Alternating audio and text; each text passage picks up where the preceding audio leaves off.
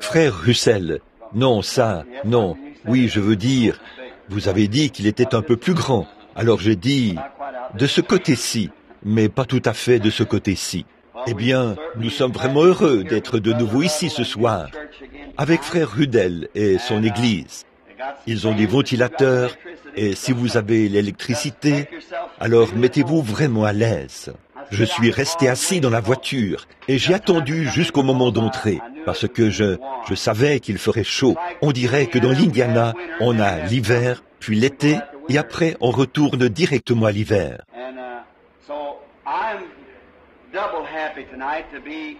Alors, je suis doublement heureux ce soir d'être derrière cette chaire chez Frère Rudel, parce que Frère Rudel est presque comme l'un de mes fils.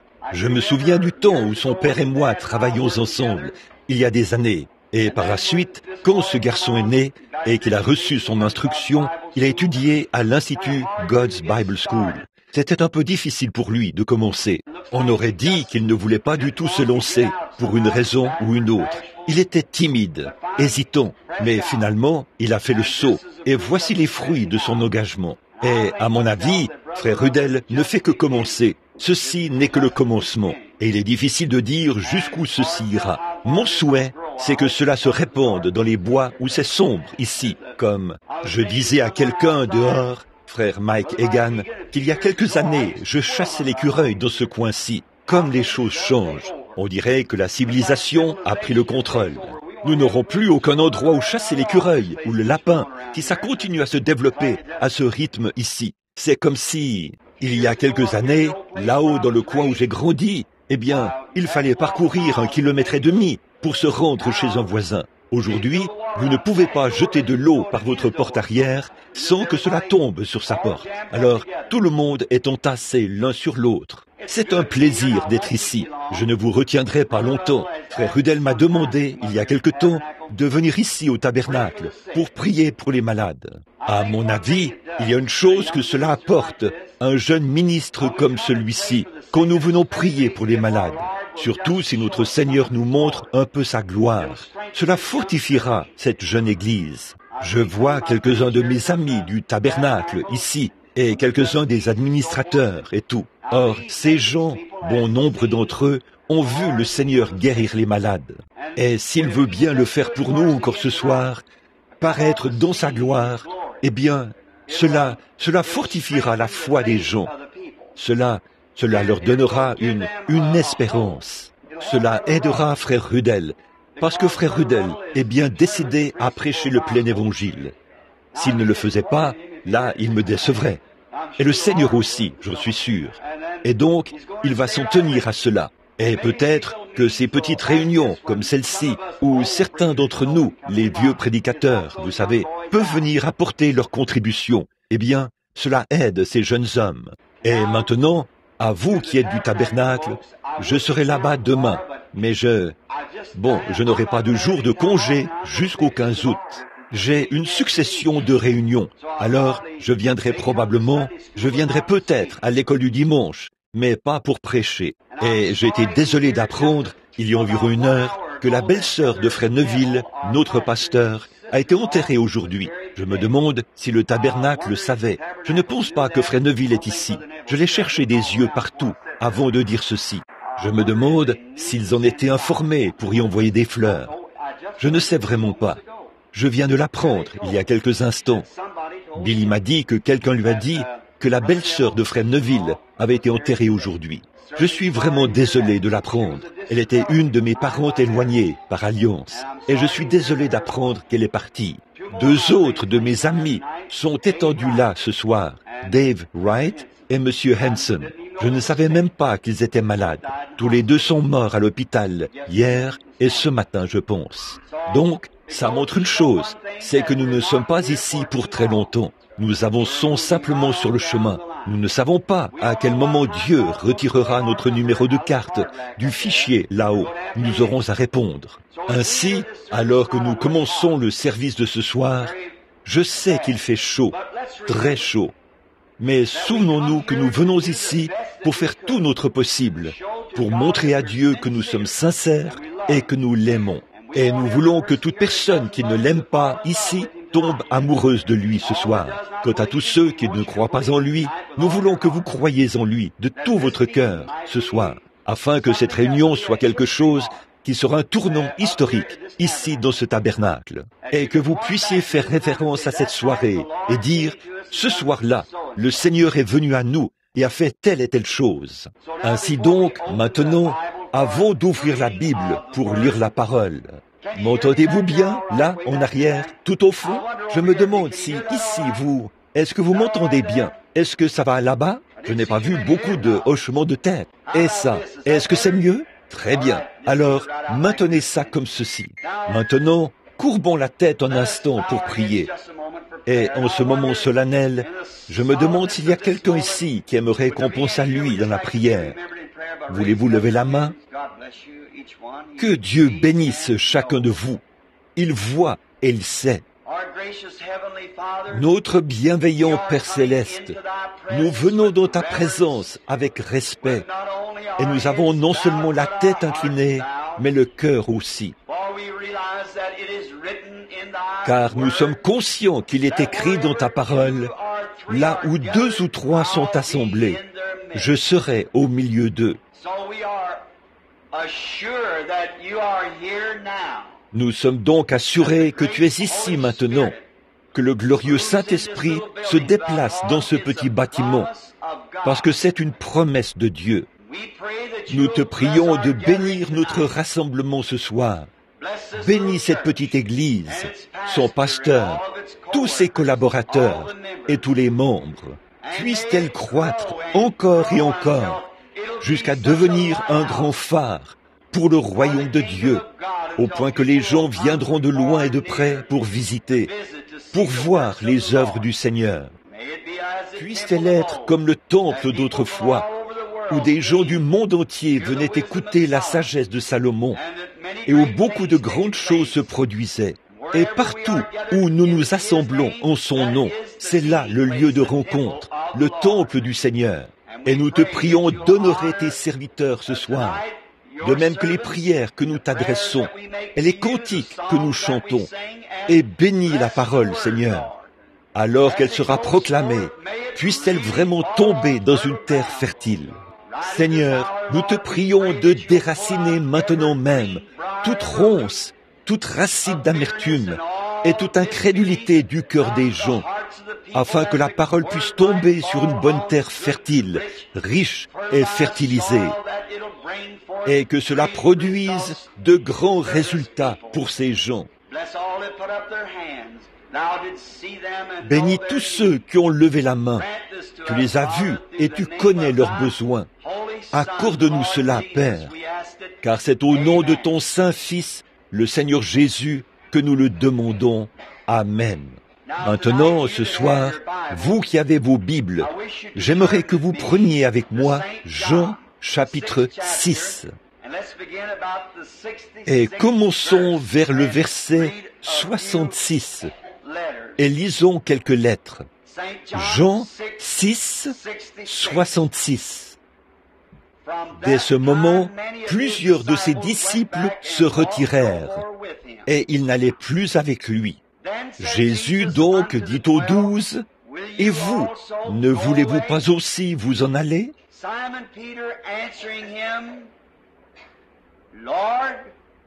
Simon-Pierre lui répond, « Seigneur, à qui irions-nous? Car tu as les paroles de la vie éternelle. Et nous avons cru et nous avons connu que tu es le Christ, le Fils du Dieu vivant. » Si je peux appeler cela un sujet, j'aimerais l'intituler « À qui irions-nous » Vous savez, les gens aujourd'hui ressemblent beaucoup à ceux de cette époque-là. Les gens marchent sans savoir où ils vont. Et cela semble être le moindre de leurs soucis. Ils ont la facilité d'aller où bon leur semble. Et c'est le genre de personnes qui sont en quête de plaisir. L'homme est à peu près dans le même état qu'il était quand il a abandonné Dieu dans le jardin d'Éden. et qu'il a dû se débrouiller tout seul. Il laisse simplement Dieu de côté, va où bon lui semble, et il est avide de plaisir, en quelque sorte. Et il n'a pas beaucoup changé par rapport à ses conceptions. Il n'a pas beaucoup changé par rapport à ses idées. Il veut toujours avoir sa religion de feuilles de figuier, vous savez.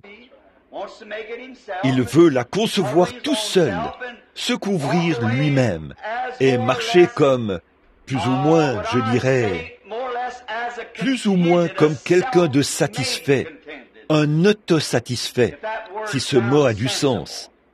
Il essaie de se convaincre qu'il est satisfait, alors qu'au fond de son âme, il sait qu'il est dans l'erreur. Il sait que tout ce que l'homme fait est souillé dès le départ, et il ne peut pas plus se sauver lui-même qu'il pourrait se hisser jusqu'à la lune à la force du poignet. Il ne le peut pas. Essayer de le faire, c'est faire comme le léopard, qui essaie de faire disparaître ses taches à force de les lécher. Tout ce que cela produit, c'est que ses péchés paraissent avec plus d'éclat. Mais lui, jusque-là, il refuse d'écouter. Il erre çà et là. Mais Pierre, à cette époque-là, pouvait répondre comme beaucoup d'entre nous ce soir. Il avait trouvé quelque chose de différent. Il avait rencontré Jésus. Et il savait qu'il y avait quelque chose de plus que de simplement errer. Quiconque rencontre Jésus ne veut plus jamais errer. Quelque chose lui arrive quand il rencontre Jésus. Il n'est plus jamais le même. Et ce Pierre avait rencontré Jésus. Et il avait trouvé en Jésus quelque chose de différent par rapport à tous les autres. Jamais il n'y avait eu un homme comme Jésus.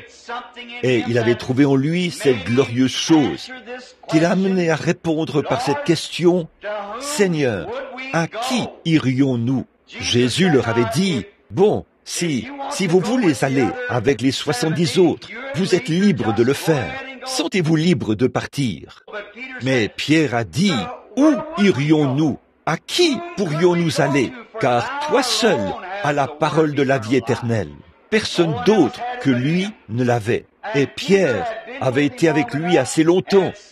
Et il l'avait vu opérer les miracles, les signes et les prodiges de Dieu. Il savait que c'était la vérité, qu'il avait la parole de la vie éternelle. Oh, si seulement nous pouvions rester avec lui assez longtemps pour reconnaître cela, que lui seul a la parole de la vie éternelle.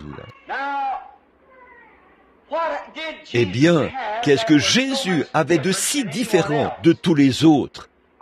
Pourquoi était-il différent du rabbin? Le rabbin était un sacrificateur, il était un docteur, un érudit. Probablement qu'il était de loin supérieur à Jésus dans le domaine de l'instruction de ce monde. Il n'est mentionné nulle part que Jésus ait fréquenté une école ou qu'il ait appris quoi que ce soit des hommes. Il n'en avait pas besoin. Il était le Fils de Dieu. Il lui était révélé du ciel ce qu'il devait faire.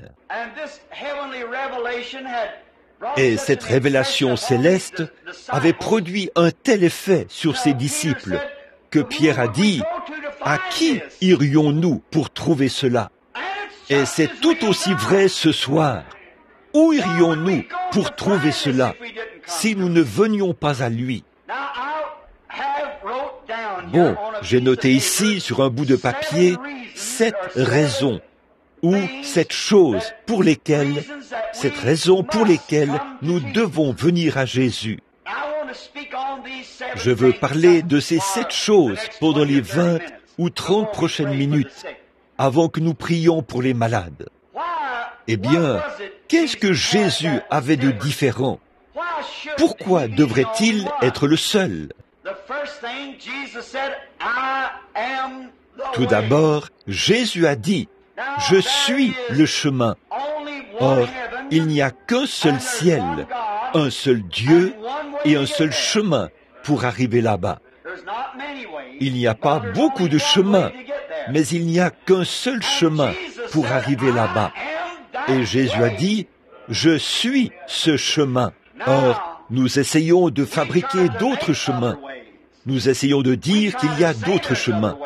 Nous avons le chemin du credo et nous essayons de suivre ce chemin-là. Beaucoup d'entre nous, dans les églises, nous avons un certain credo auquel nous conformons. Et c'est peut-être très bien, comme couverture de feuilles de figuier. Mais pour ce qui est d'aller au ciel, vous devez passer par Jésus, car c'est lui le chemin.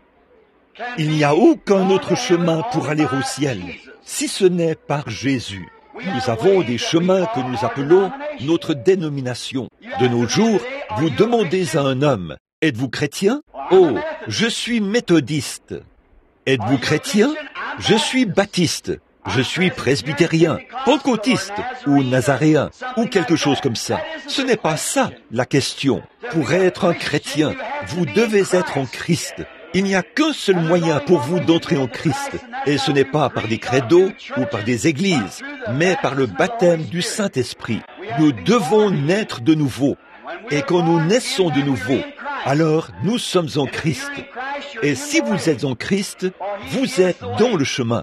Car il est le chemin. Il y a un homme dans la Bible dont Jésus a parlé une fois dans sa célèbre parabole. Dans cette parabole, il disait qu'il y avait un homme riche qui avait fait préparer un souper en l'honneur de son fils. Et ce souper était un souper de noces. Puis, il a invité les gens à venir. Et après que tout était fin prêt pour ce souper et qu'on était sur le point de servir le repas, tous les invités avaient été installés. À table se trouvait un homme qui ne portait pas d'habit de noces.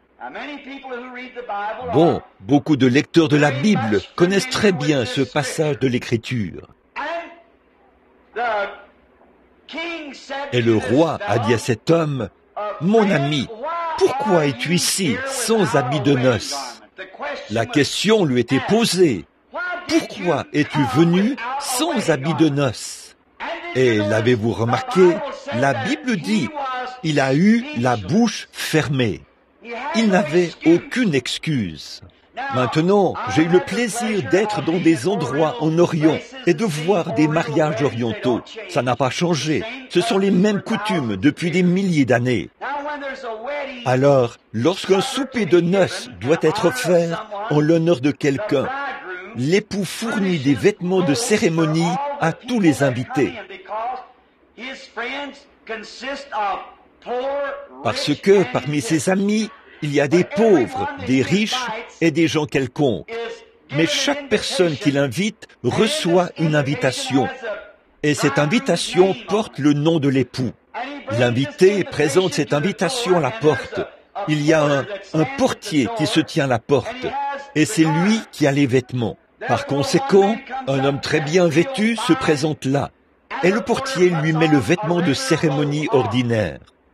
Un autre se présente là, sobrement vêtu. Il n'est pas si mal habillé, mais il reçoit le même genre de vêtements de cérémonie que l'homme riche. Et puis, le suivant arrive.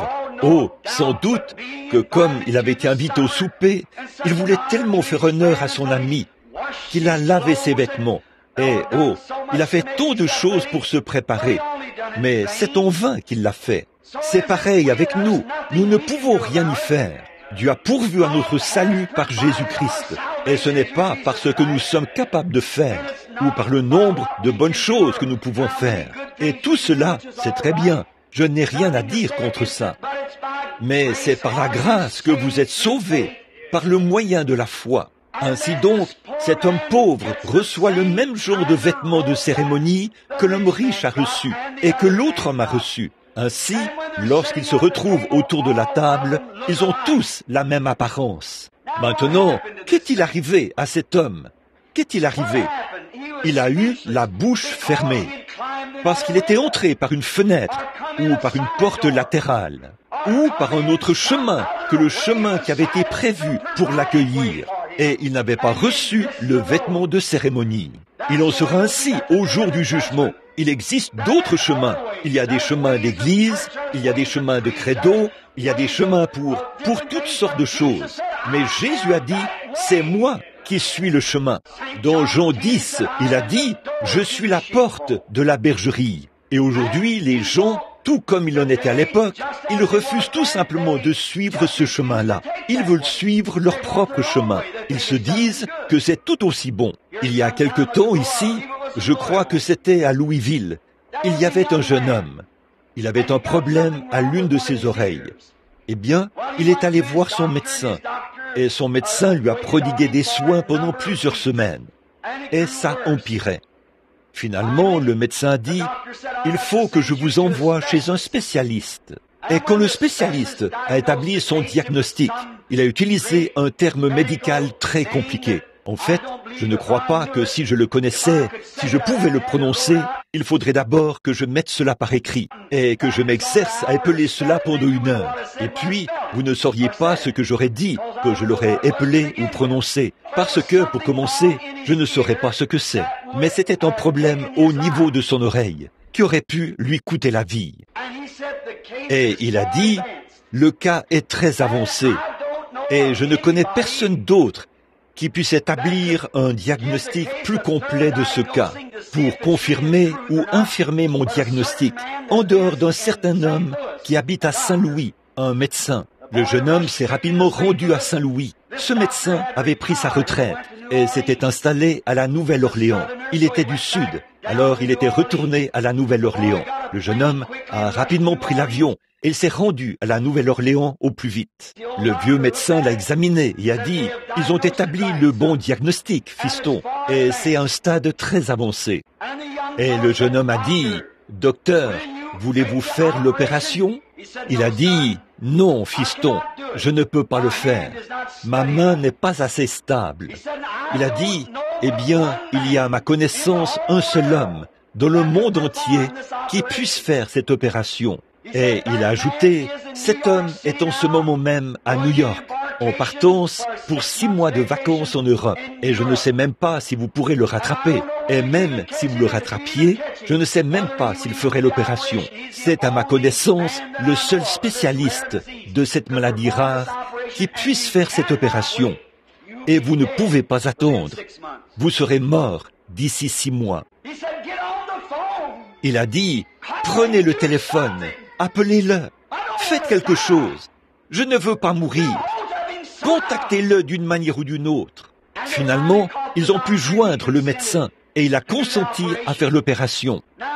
Eh bien, quand ce jeune homme est allé consulter le vieux médecin et qu'il lui a dit quel était son problème et qu'il n'y avait qu'un seul homme qui pouvait faire l'opération, il n'a pas regardé le vieux médecin comme certaines personnes regardent un ministre lorsqu'il leur dit que Jésus est le seul chemin qui mène au salut. Il n'a pas regardé le médecin et dit « Très beau discours, docteur. J'ai vraiment aimé votre exposé. Je reviendrai vous écouter à une autre occasion. » Eh bien, c'est comme ça que les gens considèrent le christianisme. Mais si seulement vous vous rendiez compte que de rejeter ce chemin, c'est la mort. C'est pour ça que Pierre a dit « À qui irions-nous? Car toi seul as la vie éternelle. » Tu es la seule personne et le seul chemin que Dieu a établi. Et ça, c'est la vie éternelle. Alors, nous devons nous rappeler qu'il est le chemin. Et si on est en Christ, on entre en Christ en naissant en Christ. Bon, ça ne sert à rien de parler du chemin aux gens et de leur expliquer ce qu'est le chemin, à moins de leur dire comment y entrer. Donc, on est en Christ. On devient une partie de lui. On devient une nouvelle créature ou une nouvelle création quand on est dans le royaume de Dieu. On devient une partie de Christ. Quand je suis né dans la famille Branham, je suis devenu un Branham par la naissance. C'est de cette manière qu'on devient une partie de Christ. Et la manière d'entrer dans le chemin, c'est par la nouvelle naissance. C'est vrai, c'est comme ça qu'on entre dans le chemin. Et Jésus a dit, « Je suis le chemin ». Nous pourrions rester longtemps là-dessus. Mais la chose suivante qu'il est, il est la vérité. Rien ni personne d'autre que lui n'a la vérité. Oh, je sais qu'aujourd'hui, nous avons des gens religieux qui vont ça et là en disant, eh bien là, nous sommes la vérité. Nous avons la vérité. Nous allons à une église. Ils disent, nous avons la vérité. Nous allons à une autre église. Ils disent, non credo, nous avons la vérité. Nous allons encore ailleurs. Nous avons le catéchisme d'autrefois. Nous avons la vérité. Jésus a dit qu'il était la vérité. Alors, Vous ne pouvez pas avoir la vérité tant que vous n'avez pas Jésus. Comment le recevez-vous? Par la nouvelle naissance. Mais vous ne pouvez pas avoir la vérité tant que vous n'avez pas Jésus. Vous ne pouvez pas être sur le chemin tant que vous n'êtes pas en Jésus. Comment entre-t-on en lui? Par un seul esprit, nous avons tous été baptisés pour former un seul corps. Là, on est en Jésus. Là, on est dans le chemin. Là, on est dans la vérité. Jésus a dit, « Je suis le chemin, la vérité. » Et une autre chose, la troisième chose, au sujet de Jésus. Pourquoi nous devons venir à lui? Il est la seule lumière qui soit. C'est vrai. Oh, nous ne voulons pas être d'accord là-dessus, mais c'est vrai. Jésus est la seule lumière qui soit. Vous dites, je suis russelliste, campbellite. Quoi que vous soyez, c'est une fausse lumière. Il se peut que vous fassiez partie de l'église russelliste. Il se peut que vous fassiez partie d'une église campbellite ou d'une autre église dite de lumière. Mais tant que vous n'êtes pas en Jésus, vous n'êtes pas dans la lumière. Vous êtes encore dans les ténèbres. Vous n'avez pas la lumière tant que vous ne venez pas à lui, car il est le chemin, la vérité et la lumière. Est le seul moyen d'aller à Dieu. Nul ne vient au Père que par moi. Donc, vous ne pouvez pas aller à Dieu, vous ne pouvez pas aller au ciel. Vous devez entrer dans le chemin, et c'est Jésus qui est ce chemin. Il est la seule vérité qui soit. Il est la seule lumière, la seule vraie lumière. La seule vraie lumière manifestée, c'est Jésus-Christ.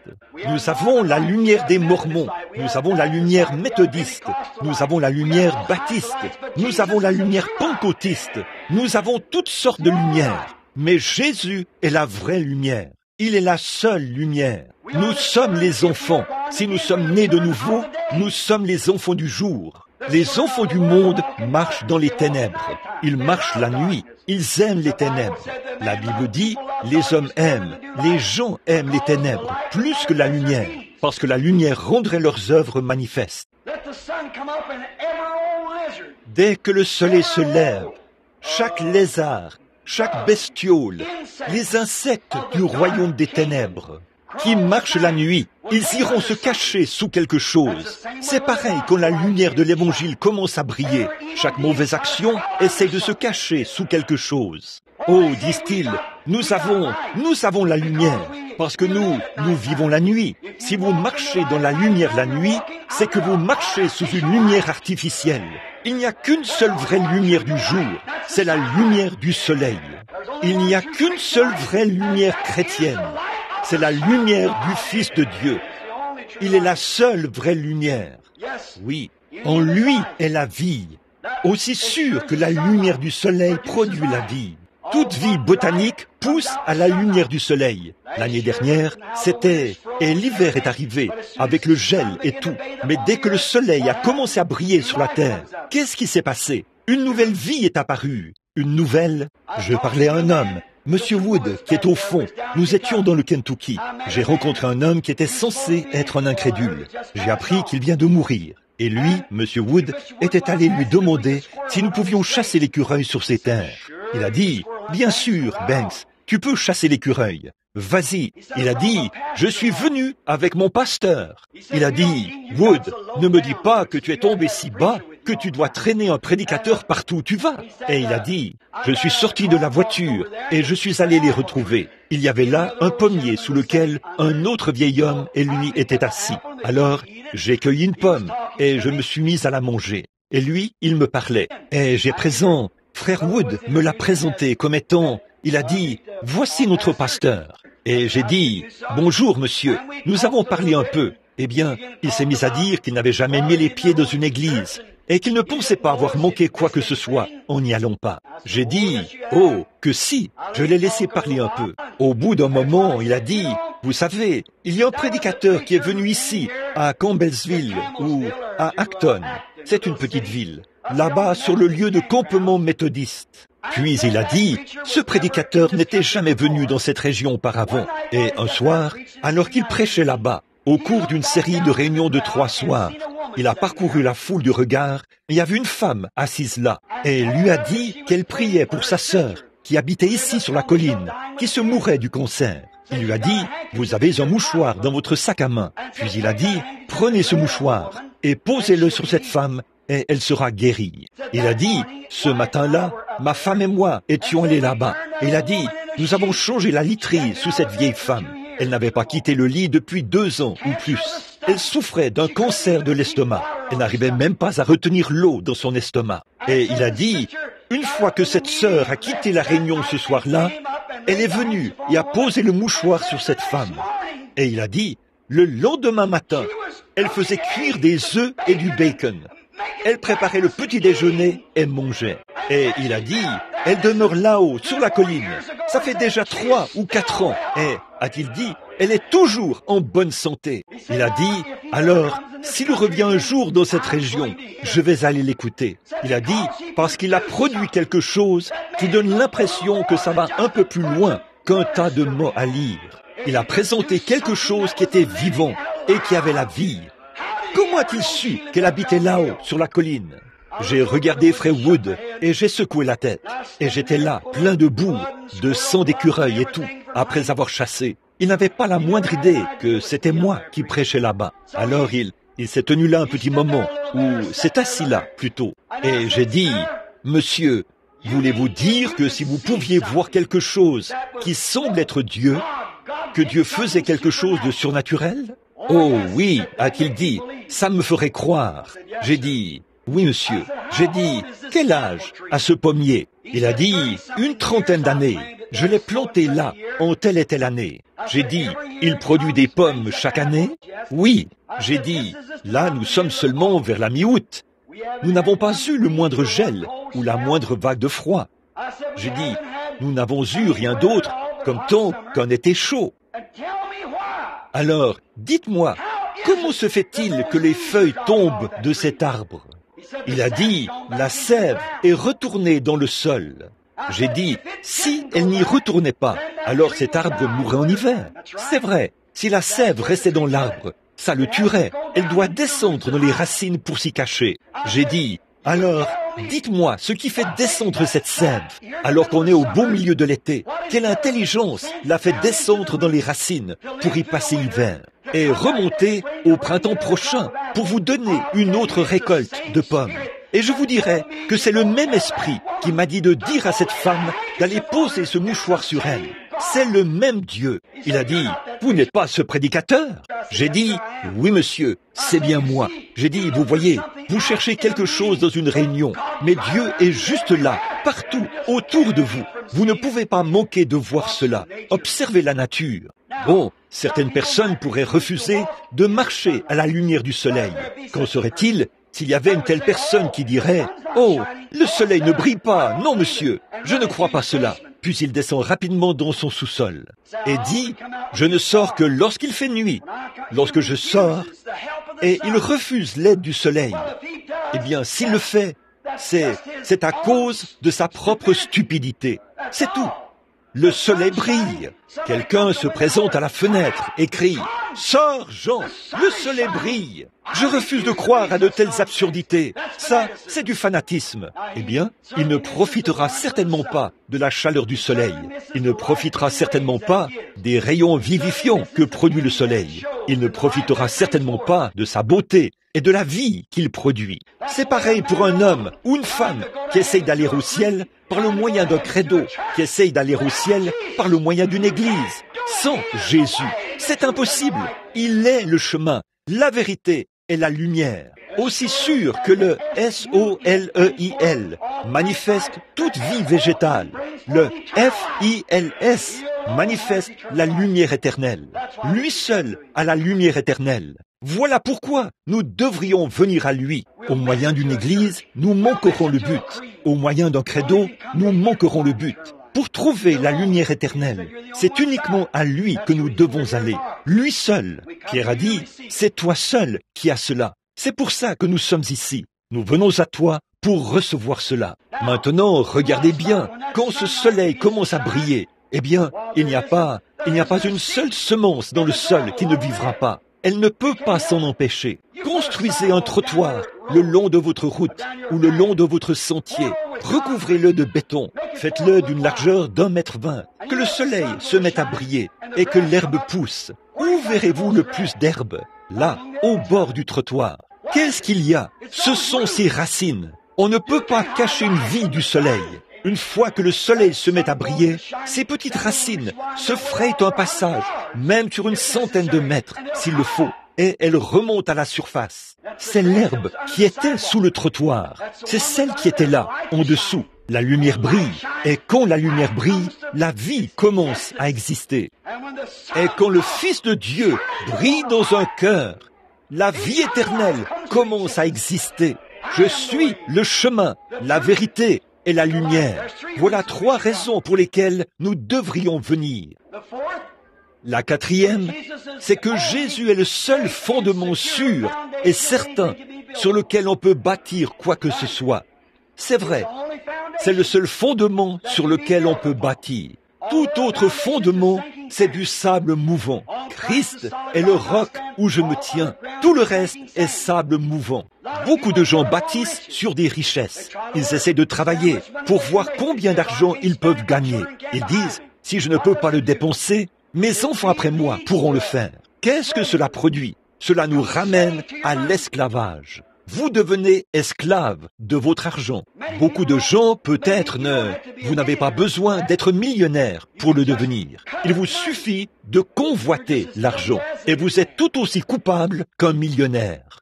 Voyez, il y aura autant de pauvres que de millionnaires en enfer. En effet, il s'agit de votre attitude à l'égard de cela, de ce que Dieu vous a donné. Eh bien, si vous bâtissez sur la richesse, cela s'écroulera. Aussi, il y a une grande chose sur laquelle l'Amérique essaie de bâtir. Elle essaie de bâtir sur le fondement de la popularité. Les jeunes filles et les jeunes garçons, ils regardent les vedettes de télévision, les vedettes de cinéma. Ils essayent d'agir comme eux, de s'habiller comme eux, de les imiter. À quoi cela mène-t-il? Cela mène à une vie gâchée, une vie de chaos. C'est du chaume et du foin, ce qui sera brûlé au jugement. Jésus est le seul fondement sûr. C'est pour ça que nous devrions venir à lui. Personne d'autre n'a ce fondement. Les richesses ne l'ont pas. La popularité ne l'a pas. Et aujourd'hui, nous avons tant de fondements sur lesquels nous bâtissons. Oh, nous, les Américains ne peuvent rien faire. Le dimanche, il faut qu'ils construisent la clôture. Il faut qu'ils fassent ceci. Qu'est-ce que vous faites? Vous vous rendez compte que ce que vous construisez sera très bientôt réduit en miettes? Ces fondements-là sont des sables qui s'effritent. Beaucoup d'entre nous bâtissent sur l'instruction. Nous n'arrivons même pas à convaincre les enseignants d'aller enseigner à l'école. Nous parlons il n'y a pas de mal à ça. L'école, c'est bien, elle a sa place. Mais elle ne remplacera jamais Christ. Non, monsieur. Maintenant, on n'arrive même pas à avoir des enseignants. Nos adolescents sont si intraitables que les gens n'essayent même pas de les éduquer. Le petit Oswald et tous les autres, ils chassent les enseignants du bâtiment. Ils organisent des manifestations. Ils se mettent en grève. Ils ferment l'école. Je ne les blâme pas. Moi non plus, je ne voudrais pas être un enseignant si je le pouvais. Mais nous parlons d'instruction.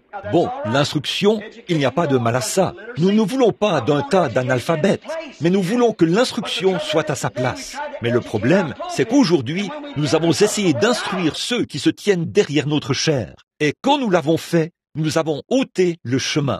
Et c'est Christ qui est ce fondement et ce chemin. Quand nous avons placé l'instruction, c'est très bien. Mais écoutez, bien des fois, l'instruction mène au démon de l'instruction. Et ce démon de l'instruction vous fait devenir un « je sais tout ». Et à ce moment-là, vous devenez un incrédule et vous reniez Christ. Donc, vous ne pouvez pas bâtir sur le fondement de l'instruction. Nous ne pouvons pas non plus bâtir cela sur des pouvoirs politiques. Vous dites, ça m'intéresse vraiment. Je suis démocrate, je suis républicain, les 2 partis sont pourris. Il n'y a qu'un seul fondement, bâtissé sur Christ. Cette nation n'a pas besoin de bâtir sur un autre fondement que Jésus-Christ. C'est vrai, aucun autre fondement n'a été posé. Aucun autre fondement vous permet d'aller au ciel. Aucun autre fondement n'est sûr, si ce n'est le fondement de Jésus-Christ. Il y a quelque temps, à New York, j'étais en voiture avec un de mes amis, un ministre, et j'ai dit, « Oh, quel grand bâtiment !» Oh, j'ai dit, « Regarde ça, il a probablement 50 ou 60 étages. » Oh, c'est un bâtiment gigantesque, comme c'est beau. J'ai dit, « Eh bien, il n'y a personne là-dedans. » Il a dit, « Non, et il n'y en aura pas. » J'ai dit, « Quel est le problème? Il m'a donné l'estimation approximative de ce que ce bâtiment a coûté, des millions, pour construire ce bâtiment. Eh bien, et je dis, pourquoi personne n'y a-t-il emménagé? Il a dit, au moment où le bâtiment était presque terminé et que tout l'extérieur était impeccable et tout, a-t-il dit, on a découvert que la fondation n'avait pas été bien faite. Elle reposait sur une sorte de roche tendre et non sur de la vraie roche. Alors ce bâtiment a été condamné. Il n'a donc servi qu'à une seule chose, pour que l'entrepreneur monte au sommet du bâtiment et se jette dans le vide pour se suicider. Peu importe combien l'extérieur peut avoir l'air beau, il n'y a aucun autre fondement qui soit sûr en dehors du fondement de Jésus-Christ. Il est le vrai fondement sur lequel bâtir. À Mexico, une belle ville, j'y étais il y a quelques années. C'est là que le petit bébé est mort. Il y a quelque temps, j'ai pris un homme en ville. Il était ivre au possible et je l'ai ramené. Et il a dit, je vous ai vu une fois, alors que vous étiez debout quelque part, révérend, docteur ou quelque chose comme ça. Il est catholique, m'a-t-il dit. Et il a dit, vous avez ramené à la vie une petite fille morte. Moi, a-t-il dit, je vous ai toujours respecté. J'ai dit, connaissez-vous Jésus? Il a dit, je suis catholique. J'ai dit, je ne vous ai pas demandé l'église dont vous faites partie. J'ai dit, connaissez-vous Jésus? Et je lui ai raconté l'histoire de cette petite femme catholique qui s'était tenue là depuis 9 heures du matin avec un bébé mort dans ses bras. Jusqu'à 22h30 ce soir-là, il pleuvait à verse et le Seigneur a ramené ce petit bébé à la vie. Je n'avais pas permis que cela soit publié tant que le médecin ne l'avait pas confirmé. Il a dit, le bébé est mort. Il l'avait déclaré mort à 9h ce matin-là. Et il était 22h30 ce soir-là. Et pour autant que je sache, ce petit bébé vit encore aujourd'hui. Bon, dans cette ville, c'est une belle ville. Mais tous les bâtiments commencent à pencher vers l'arrière. Parce qu'ils voulaient tellement avoir un architecte des temps modernes pour qu'il produise de beaux bâtiments raffinés. Et je doute qu'il y ait un endroit au monde qui soit plus beau que là-bas. Mais ils n'ont pas creusé assez profondément pour atteindre le roc. Voilà ce qui ne va pas dans nos églises aujourd'hui, mon ami. Voilà ce qui ne va pas chez les baptistes, les méthodistes, les presbytériens, les pentecôtistes, les nazaréens. Nous devons creuser en tant qu'individus et ne pas compter sur nos églises. Nous devons creuser nous-mêmes jusqu'à ce que nous atteignions ce roc dont Jésus a parlé. Sur ce roc, je bâtirai mon église et les portes du séjour des morts ne prévaudront point contre elle. Assurément, il est le seul vrai fondement. Puis, une autre chose, cinquièmement, je devrais dire ceci, il est le seul vrai bonheur et la seule vraie paix qui soit sûre. C'est pour ça que nous venons à lui. Oh, je sais que vous pouvez rire comme un fou, ou que vous pouvez aller là et rire jusqu'à l'hystérie lorsqu'une vedette de cinéma lance une plaisanterie, ou quelque chose, ou quelqu'un. Il se peut que vous preniez un verre de trop et que vous vous mettiez à rire comme un imbécile, mais cela ne vous procure pas la paix. Il n'y a pas de paix ni de bonheur qui soit semblable au fait de venir à Jésus-Christ. J'ai vu des gens faire semblant. J'ai vu des jeunes femmes essayer de se faire admirer dans leur nouvelle tenue et prétendre être heureuses. Elles ne le sont pas. Elles ne font que préparer un feu peint. On ne peut pas se réchauffer à la peinture d'un feu. Vous avez vu des jeunes hommes essayer de faire croire que leurs muscles étaient tellement gros que l'on pouvait y enfoncer un clou sans lui faire mal, et que même la lame d'un couteau se tordrait là-dessus. Donnez-lui seulement quelques années, et le voilà tout vieux et ridé. Il n'existe pas de bonheur éternel en dehors de Christ. Regardez bien, vous qui êtes ici ce soir, en parfaite santé, votre famille est en parfaite santé, ceux autour de vous. Qu'en est-il de votre maman qui n'est pas ici? Qu'est-ce qui vous dit que votre papa n'est pas en train de mourir en ce moment? Qu'est-ce qui vous dit que l'un de vos enfants ne s'est pas fait tuer loin d'ici il y a quelques minutes? Qu'est-ce qui vous dit que quelque chose d'autre ne s'est pas produit? Qu'est-ce qui vous dit que vous sortirez de ce bâtiment ce soir? Vous pourriez avoir une crise cardiaque et vous effondrer. Vous n'en savez rien. Donc, il n'y a pas de bonheur éternel en dehors de Christ. C'est pour cette raison que nous devons venir à lui. Vous pouvez boire du whisky, vous pouvez avoir du plaisir, vous pourriez obtenir les choses du monde, mais elles ne procurent pas un vrai bonheur. Rien ne peut donner la paix comme lui. Il donne la paix. Oh, dites-vous, j'ai la paix. Si jamais vous avez trouvé la vraie paix, c'est que vous avez Jésus. Si vous n'avez pas Jésus, vous ne savez même pas ce que la paix signifie, jusqu'à ce que vous veniez à lui. J'ai vu des gens, des rois, des potentats, de grands hommes, des athlètes, des vedettes de cinéma et tout le reste. Ils ne sont pas en paix. Regardez-les, observez leurs yeux pendant quelques instants. Ce sont des névrosés. Voyez, aucun homme, aucune femme, aucun enfant, personne ne peut avoir la paix en dehors de Jésus-Christ. Je vous donne ma paix. Je ne vous la donne pas comme le monde. Voyez, non pas comme le monde vous la donne, mais il a une paix éternelle, une paix reposante. Que vous viviez, que vous mouriez, que, peu importe s'il pleut ou si le soleil brille, vous avez la paix de toute façon. J'aime le vieux cantique que chante frère Chakarian, que ce grand colosse chante. J'ai la paix comme le fleuve. J'ai la paix comme le fleuve. Oh, c'est vrai. Quand vous avez la paix, c'est que vous avez Christ. Christ est votre paix. C'est pour cela que nous devons venir à Christ pour trouver la paix. Maintenant, il y a encore une chose que je veux dire. La sixième chose, la sixième chose, c'est qu'il est le seul accomplissement qui soit permanent. Dites-moi ce que vous pourriez obtenir, ce que vous pourriez accomplir, qui serait éternel en dehors de Jésus-Christ. Faites-vous construire une belle maison, obtenez $1 million. Soyez la femme la plus populaire du pays. Soyez l'homme le plus fort qui ait jamais marché dans la rue. Soyez le boxeur professionnel qui détient le record mondial ou quoi que ce soit d'autre. Voyez, si vous ne finirez pas par faner, dépérir et mourir. C'est vrai, il ne faudra que quelques levées et couchers du soleil. Donc, le seul accomplissement éternel qui soit, c'est Jésus-Christ. Alors, s'il est ce qu'il y a de meilleur et de plus grand que nous puissions obtenir, faisons en sorte que ce soit notre accomplissement. Assurons-nous de le recevoir, lui. Il se peut que vous soyez un prédicateur. Il se peut que vous soyez un pasteur. Il se peut que vous soyez un diacre. Il se peut que vous soyez un membre d'église. Mais si parmi ce que vous avez accompli, vous n'avez pas, il se peut que vous arriviez au point où vous dites « Tant que je ne serai pas un prédicateur, je ne m'arrêterai pas. Tant que je ne serai pas un diacre, je ne m'arrêterai pas. Tant que je ne serai pas un membre d'église, je ne m'arrêterai pas. » Toutes ces choses sont très bien, elles sont honorables. Mais écoutez bien, frères, ne vous arrêtez pas tant que vous n'avez pas reçu Jésus-Christ. Sinon, vous n'avez pas un accomplissement qui est éternel.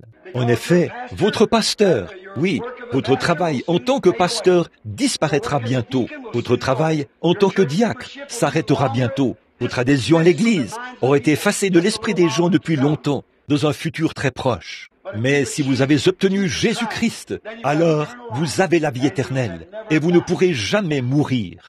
Maintenant, en dernier lieu, je veux dire ceci. Voici une autre raison pour laquelle nous devrions venir à Jésus. Il est le seul qui possède le ravissement. J'en suis si heureux. Oh, je me sens religieux là. C'est le seul qui puisse vous ravir. Oui, monsieur. Je vais vous dire ceci. Allez au magasin demain matin ou lundi matin, puisque demain c'est dimanche. Allez à la pharmacie et procurez-vous un médicament qui vous rendra tellement sain que vous serez ravi dans la gloire. Que le médecin pratique sur vous une opération qui fera que vous soyez ravis de la tombe à la gloire. Soyez donc tellement intelligent et instruit au point de savoir comment construire, disons, une autre tour de Babel. Ça se terminera de la même manière. Voyez ce qu'il en est. Essayez de procéder autrement et voyez ce qu'il en est. Ce ne sont que ceux qui sont en Christ que Dieu amènera avec lui. Le seul ravissement qui puisse se faire de la terre à la gloire, c'est par Jésus-Christ. Il est le seul ravissement, le seul chemin pour être ravi. Vous ne pouvez pas l'acheter. Vous ne le pouvez pas. Vous ne pouvez pas travailler pour l'obtenir. Vous devez le recevoir. C'est un don qui vous est fait. Le ravissement que Dieu envoie pour vous faire monter. Allez donc acheter un médicament qui vous changera du vieil homme ou de la vieille femme que vous êtes en un jeune homme ou une jeune femme. Voyez si vous pouvez en acheter. Vous ne le pourrez jamais. Ça n'existera jamais dans le domaine médical. Ça n'existera jamais dans aucun autre domaine en dehors de Jésus-Christ. Mais il a dit ceci, celui qui mange ma chair et boit mon sang a la vie éternelle, et je le ressusciterai au dernier jour. Je le ravirai, le ferai monter dans la gloire. Si ce corps terrestre est détruit, si cette tente où nous habitons sur la terre est détruite, Nous en avons une autre qui nous attend, le ravissement, un changement de demeure, quitter un endroit pour aller à un autre. Il est le seul qui est la vie éternelle. Il est le seul qui est le bonheur. Puis-je aussi dire ceci? Il est le seul. En lui, c'est le seul endroit où vous pouvez aller et où vous pouvez le voir. Le seul endroit où vous ne pourrez jamais le comprendre, c'est quand vous entrez en lui. Vous devez entrer en lui pour comprendre cela. Sinon, vous allez seulement vous poser des questions et vous démener en vain. Vous ferez des suppositions et ce sera une énigme pour vous. Vous ne le comprendrez jamais. C'est pour ça qu'à cette époque-là, les Juifs disaient, eh bien, ce gars-là est Belzébul, ce gars-là est ceci, cela et autre chose. Ils ne sont jamais venus à lui. Ils ne l'ont jamais accepté comme étant le chemin. Ils ne l'ont jamais accepté comme étant la vérité, comme étant la lumière, comme étant le fondement, comme étant le premier, comme étant le dernier, comme étant l'alpha, l'oméga et toutes ces autres choses qu'il est. Il est le tout en tout. C'est la raison pour laquelle ils ne pouvaient pas le comprendre quand ils le voyaient. Voilà Philippe qui est arrivé. Il est allé chercher Nathanaël, avait emmené Nathanaël là-bas. Et Nathanaël, Jésus est entré dans la présence de Jésus. Quand Nathanaël est entré dans la présence de Jésus plutôt, Jésus l'a regardé et a dit, « Voici un Israélite en qui il n'y a point de fraude. » Il a dit, « Rabbi, d'où me connais-tu » Il a dit, « Avant que Philippe t'appelle, quand tu étais sous l'arbre, je t'ai vu. » Les prédicateurs qui se tenaient là, les sacrificateurs, ils ont dit, « Cet homme est Belzébul. Il a le diable en lui. C'est un diseur de bonne aventure. » Jésus a dit, « Si vous dites cela contre moi, je vous pardonnerai. Mais un jour, le Saint-Esprit viendra pour faire la même chose. Et une seule parole prononcée contre lui ne sera jamais pardonnée, ni dans ce siècle, ni dans le siècle à venir. » Comment pouvez-vous, a-t-il dit, comment pouvez-vous me condamner alors que votre propre parole dit que vous êtes des dieux? Et si on a appelé des dieux ceux à qui la parole de Dieu est venue, comment pouvez-vous me condamner quand je dis que je suis le Fils de Dieu? Si vous aviez connu mon Père, vous m'auriez aussi connu. C'est vrai, il a dit, « Nul ne peut venir à moi si mon Père ne l'attire. Nul ne comprendra Dieu sauf Christ, sauf si vous acceptez Christ. Vous ne pouvez pas comprendre la guérison divine. » Eh bien, quelqu'un dira, « Jésus-Christ est le même hier, aujourd'hui et éternellement. » Le petit pasteur qui est ici pourrait prêcher cela. Et certains d'entre vous pourraient se gratter la tête et dire, « Ah, je ne crois pas ça. » Voyez, vous n'êtes pas en état de croire cela. Acceptez-le simplement, par la foi, et là, vous le verrez. Jésus a dit, « Encore un peu de temps, et le monde ne me verra plus. » C'est-à-dire que l'ordre du monde ne me verra plus. Mais vous me verrez, vous, le croyant, car je serai avec vous, et même en vous, jusqu'à la fin du monde. Vous ferez, vous aussi, les œuvres que je fais. Vous en ferez même davantage, car je m'en vais au Père. Je m'en irai, puis je reviendrai, et je serai avec vous. Nicodème a posé la question, « Comment puis-je naître de nouveau? Je suis un vieil homme, et rentrer dans le sein de ma mère. » Il a dit, « Si un homme ne naît de nouveau, il ne peut voir le royaume de Dieu. » En fait, la bonne traduction de cela, c'est comprendre le royaume de Dieu. Le royaume de Dieu est en vous. Vous ne pouvez donc pas vraiment le voir, à moins de le voir agir. Mais le seul moyen pour vous de comprendre cela, c'est de naître de nouveau. Naître de nouveau, c'est avoir été rempli de l'Esprit de Dieu. Et là, vous êtes en Christ. Et quand vous êtes en Christ, le Saint-Esprit qui a écrit la Bible et qui a manifesté Christ est en vous pour se reconnaître lui-même. Amen. C'est pourquoi vous devez venir à lui. Voilà ce qui ne va pas avec l'Amérique aujourd'hui. Ces réunions ont balayé le pays de l'est à l'ouest, du nord au sud. C'est pour ça que la bombe atomique a été placée là-bas contre cette nation. C'est pour ça qu'une destruction est proche. C'est parce que les œuvres de Dieu ont été manifestées et que les gens se sont éloignés et ont rejeté cela. Parce qu'ils ne veulent pas de lui. Ils ont honte de lui. Oh, ils n'ont pas honte de leur Église. Ils n'ont pas honte de leur religion, mais ils ont honte de Jésus-Christ. Quand les apôtres ont quitté leur Église et ont reçu le baptême du Saint-Esprit à la Pentecôte, cela les a fait tituber comme des hommes ivres, parler en d'autres langues. et faire des choses bizarres, et tout ça. Guérir les malades, et tout. On les traitait de bandes, d'illettrés, de gens sans instruction. La Bible dit, ils étaient des hommes du peuple, sans instruction. Mais ils reconnaissaient qu'ils avaient été avec Jésus, parce qu'ils agissaient de la même manière que lui. Ils savaient que sa vie était en eux, parce qu'ils faisaient les œuvres qu'il faisait. Jésus a dit, dans Jean 14, 7, « Celui qui croit en moi fera lui aussi les œuvres que je fais. » Voilà, c'est ça. C'est pour ça que nous devons venir à Christ aujourd'hui. Je crois que Christ vient bientôt. Je crois que nous sommes au bout du chemin. Je crois que les nations se disloquent. Je crois que le temps de la fin est proche. Je le sais, franchement, je le sais sans l'ombre d'un doute. J'irai plus loin pour dire, je crois que je le sais. Nous sommes au bout du chemin. Encore combien de jours, combien d'années ou de semaines, je ne sais pas. Personne ne le sait, pas même Jésus. Il a dit, c'est Dieu seul qui le sait. Je ne sais pas quand cela arrivera, ni à quelle heure cela arrivera, mais je sais que c'est pour bientôt, car ces choses-ci sont celles qui doivent arriver juste avant sa venue. Permettez-moi de vous persuader, ce soir, mon ami qui est en dehors de Christ, si vous voulez le fondement sûr, le chemin, la vérité et la lumière, acceptez Jésus-Christ comme votre sauveur personnel et soyez remplis de son esprit. Ainsi, quand son esprit se mettra à agir, vous reconnaîtrez son esprit. Voilà ce qui n'allait pas chez eux à cette époque-là. Ils l'ont vu. La femme au puits, on savait plus long sur Dieu que la moitié des prédicateurs de cette époque. Eh bien, dès qu'elle l'a vu, il avait l'air d'un juif ordinaire, d'un homme ordinaire. Puis il lui a dit, « Femme, apporte-moi à boire. » Elle a dit, « Eh bien, vous n'avez pas coutume, vous les Juifs, de demander cela aux Samaritains. » Il a dit, « Mais si tu savais à qui tu parles, c'est toi qui me demanderais à boire. Je te donnerai des eaux qu'on ne vient pas puiser ici. » Il s'est mis à lui parler jusqu'à ce qu'il discerne son problème, jusqu'à ce qu'il saisisse ce qui n'allait pas chez elle. Chacun de nous sait ce qui n'allait pas. Nous, les Américains, nous croyons qu'elle vivait en adultère. Elle avait eu 5 maris et elle vivait avec le 6e.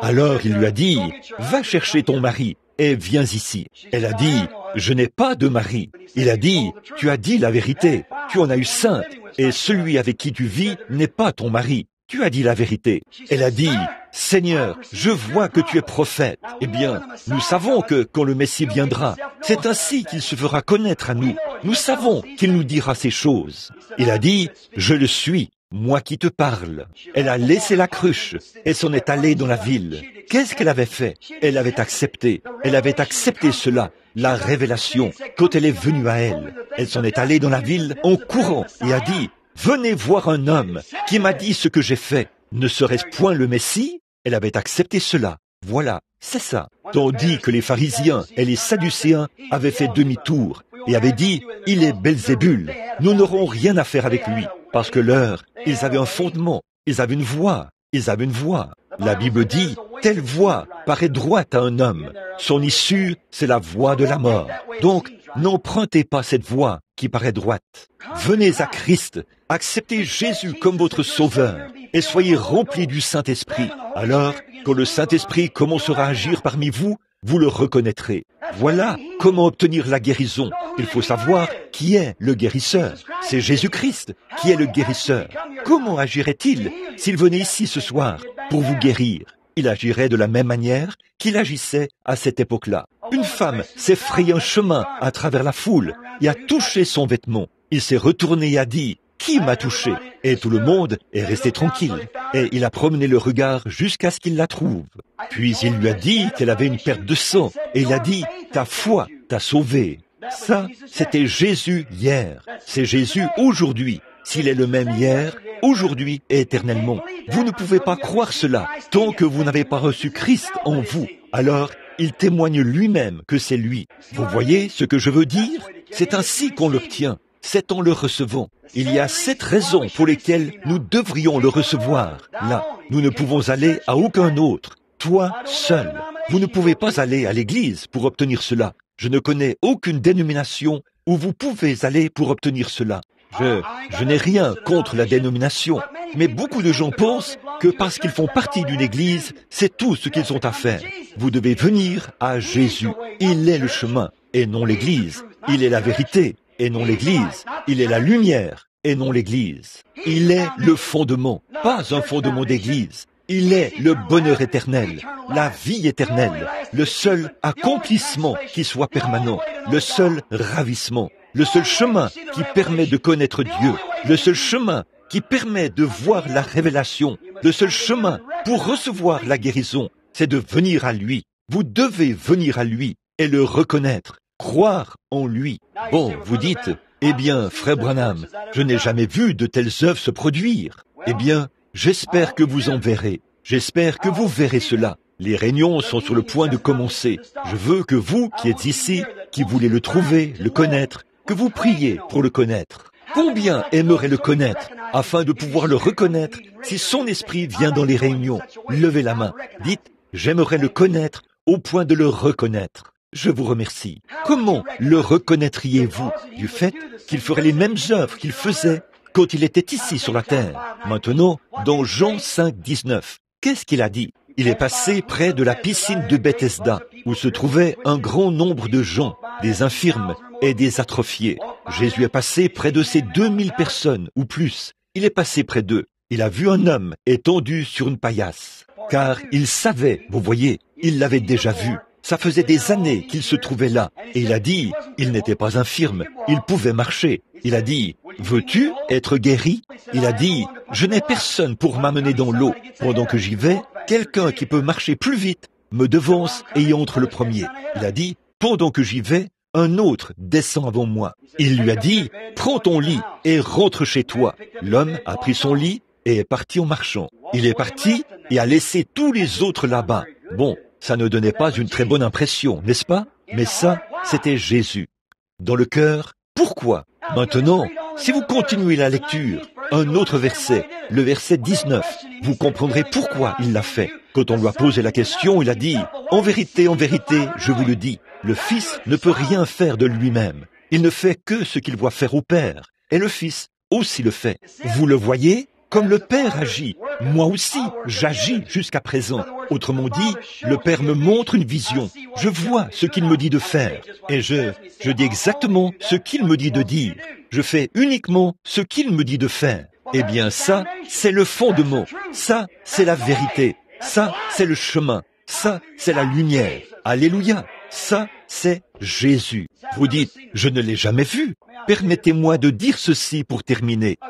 Il y a quelques semaines, en Floride, près du golfe du Mexique, quelque part là-bas, ou quelque part dans les Keys, il y avait un médecin, je pense que c'est ce qu'il était, qui était allé pour pêcher. Il a loué les services d'un vieux guide qui était censé être un très bon guide et qui était censé savoir comment l'amener sur les eaux et le ramener. Le vieux guide est monté dans le bateau, a quitté la berge. Il s'est servi de ses rames pour s'éloigner tout juste un peu du rivage. Et il a attendu un moment. Il ne faisait pas encore jour. Et cet homme s'est mis à sentir ces drôles de vents qui soufflent en rafale sur l'océan tous les matins. Il a dit, dis donc, s'est-il mis à penser, nous flottons vers le large, la marée nous entraîne. Lorsqu'il regardait le bateau, il avait l'impression qu'ils avançaient. Il s'est dit, je ne veux pas parler à ce guide, mais je ferais mieux de dire quelque chose.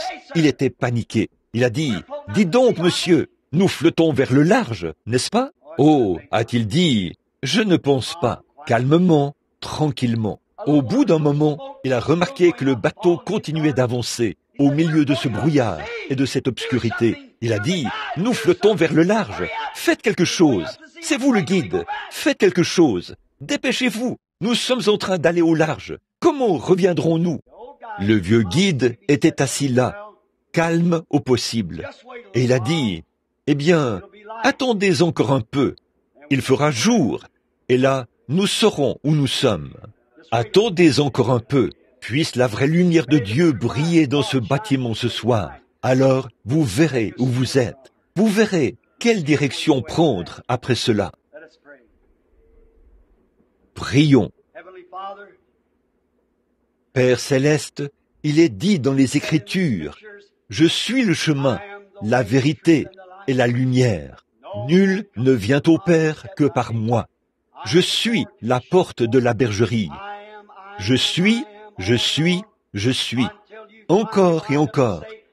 jusqu'à ce que tu finisses par dire « Je suis le je suis ». Ce « je suis » n'était ni hier ni demain. C'est toujours présent, le même « je suis ». Dans chaque âge, dans chaque génération, pour toute l'éternité, il est toujours « je suis ». Eh bien, tu es toujours ce grand « je suis », pas le « j'étais » ou le « je serai ». Et pourtant, tu étais et tu seras, mais tu es cependant toujours présent, le « je suis ». Ce n'est pas étonnant que l'apôtre ait dit « À qui irions-nous, Seigneur ? À qui irions-nous ? Nous te voyons faire ces choses. Nous savons que nul ne peut faire ces choses si Dieu n'est pas avec lui. » Nicodème a fait la même déclaration. « Rabbi, nous savons que tu es un docteur venu de Dieu. » Nous le savons. Nous, les pharisiens, nous, les membres d'Église, nous le savons. Nous ne pouvons pas l'accepter. On nous mettrait à la porte de l'Église. Mais nous savons que tu es un docteur venu de Dieu, parce que personne ne peut faire les œuvres que tu fais si Dieu n'est avec lui. C'est la vérité, Seigneur. C'est pareil aujourd'hui. Tu es le même fondement, le même chemin, la même vérité, la même lumière, le même fondement. Tu es le même bonheur. Tu es le même ravissement. Tu es le même en tout. Tu es le même hier, aujourd'hui et éternellement. Le même qui connaît les secrets du cœur. Le même hier, aujourd'hui éternellement. Le même guérisseur. Le même sauveur. Ô Dieu, il se peut qu'il y ait des pécheurs ici. 20 ou 30 mains se sont levées tout à l'heure. Quand j'ai demandé qui voudrait te voir, je les ai fait attendre un peu plus longtemps alors que je faisais ma dernière remarque. Attendez que le Fils brille, alors vous verrez où vous êtes. Ne soyez pas paniqués. Ne quittez pas l'église dans la précipitation. Ne soyez pas, dites pas, il fait trop chaud pour rester assis ici plus longtemps. Mais attendons un peu. Attendons que le Fils brille. Attendons que la lumière paraisse.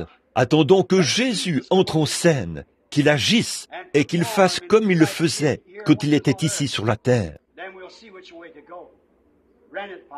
Alors, nous verrons quelle direction prendre.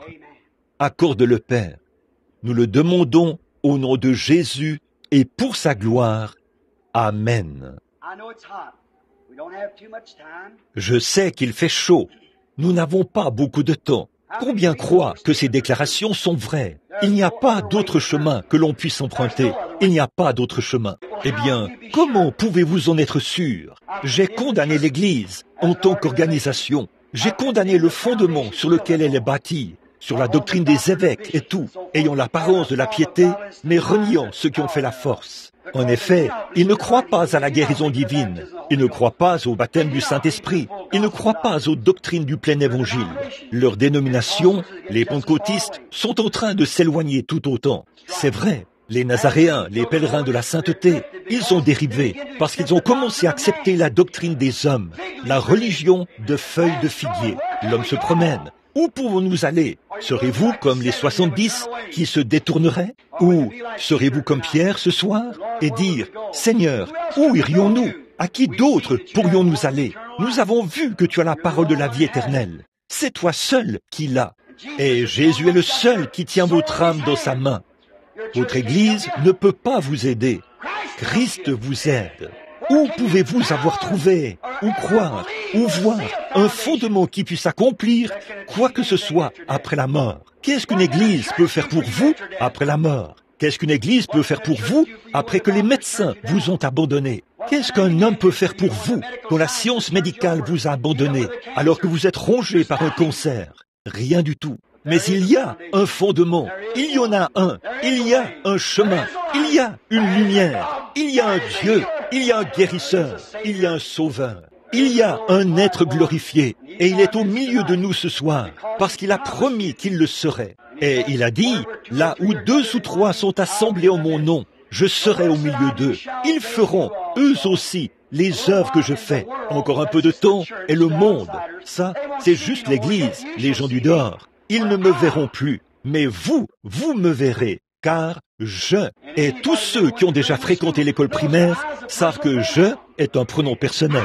Voyez, je serai avec vous, et même en vous, jusqu'à la fin du monde. Et vous ferez, vous aussi, les œuvres que je fais. Quelles œuvres a-t-il faites? Ce que le Père lui a montré. C'est pour ça que j'ai dit dans ma dernière déclaration, attendez, je ne vous ai pas prêché en vain.